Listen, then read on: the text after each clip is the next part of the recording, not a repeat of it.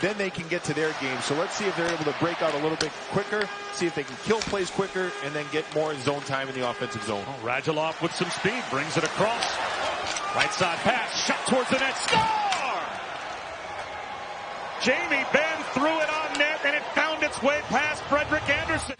And the Stars are on the board. Good entry here by Radulov, and Benn is trying to find a shot tip. He's trying to find Studenic in that high slot area. But it goes off a Carolina defender, but terrific entry there by Radulov. And you can see it goes off the stick.